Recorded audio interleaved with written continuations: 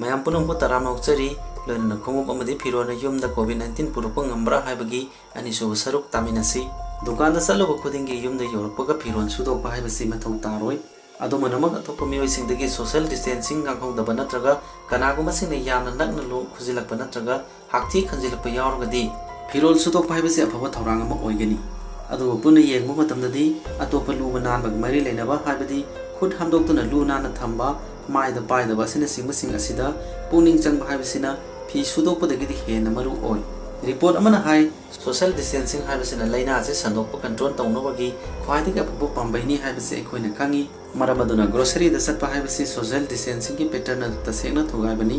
section tharang lokhotpagi saruk ama oina yumdagi sathoklamdai amadi khallaklaga yumda sanglamdai da hand hygiene haibadi khud sapona hamba natraga hand sanitizer sinaba soidan tawgadabani atopa miyosina sinaba natraga pairamaya polamsing paithok pasin tawba matamdasu hairiba section tharang asi soidan ngakna satgadabani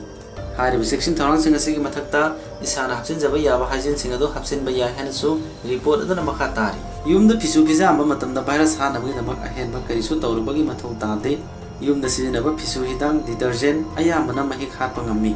isam samba washing machine da isam samba sapon amadi ising sinaba asisu mapung phana kanaba phangi hairi khongup haibasi mahusana firon singdagi ka hena motkalli masina maram oraga bacteria amadi atopa contaminant sing yumda purukpa yabagi risk wangi masi phana oidanasu khongup sing asidi novel coronavirus sandorpagi source ama oidaba yai hena expert singna phongdokli masigi maramdi khongup karamna sinagadagi haiba mawongda ekhona sap chana kaidana satpanani report amana hai ekhona khongup sinaba amadi sengdokpagi mawong asi masana dom mahik mataidagi ngakthoknabagi mawong ama oi ekhona khongup adu sakhumgi table da thamba tawde khongup adu ekhona sinda thenglude maramaduna ekhona nuti gi tawriba mawong asida khongup asibu amotpa posak ama oina sinabagi mami hanana tajaduna leire adubu khongup adudagi contaminant sing yumna sanghalaktanabagi damak ekhona yum manungda sanglamdaida khongup sengdokpa amadi thongjinda thamlamba natraga khongup thampham ama tongana thamdana khongup amadi thongda khongup amadi khongda tonga tonu polamsingbu yumgi mi pun mawpham singdagi labna thamduna ekhoi isana hem section thorang sing lokhatjabadi yai